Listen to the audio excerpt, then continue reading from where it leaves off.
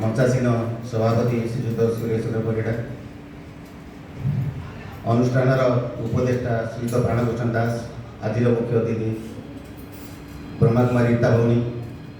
एवं सम्मुख भाव में उपस्थित थी समस्त भाई और भौणी आज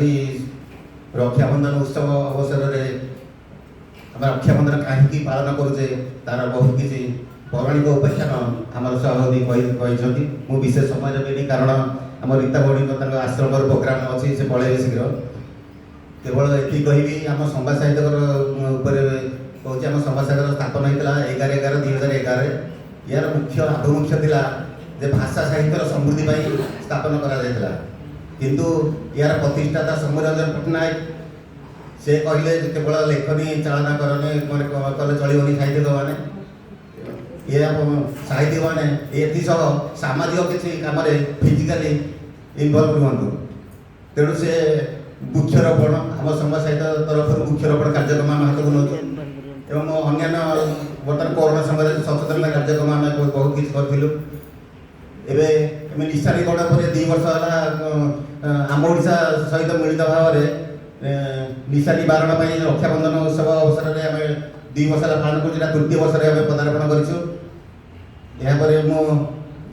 निशानी बारण पर पदे कही मोर बक्तव्य आरंभ करी निशा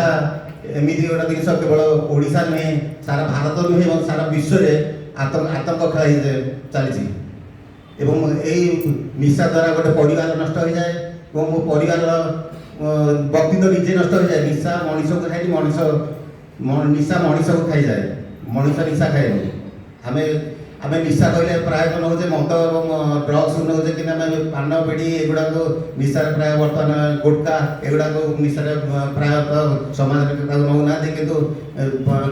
कथार अच्छी पान पेड़ी छोटिया निशा जना पड़े ना टना पैसा सी गोटे परिवार आर्थिक मारदंड को नष्ट कर दूसरी गोटे परिवार दुष्ण हो जाए परिवार सहित तार समाज पर प्रभाव पड़ुଛି समाज मतलब देश पर आमर आर्थिक मानदंड दुर्बल होती किंतु विडंबना विषय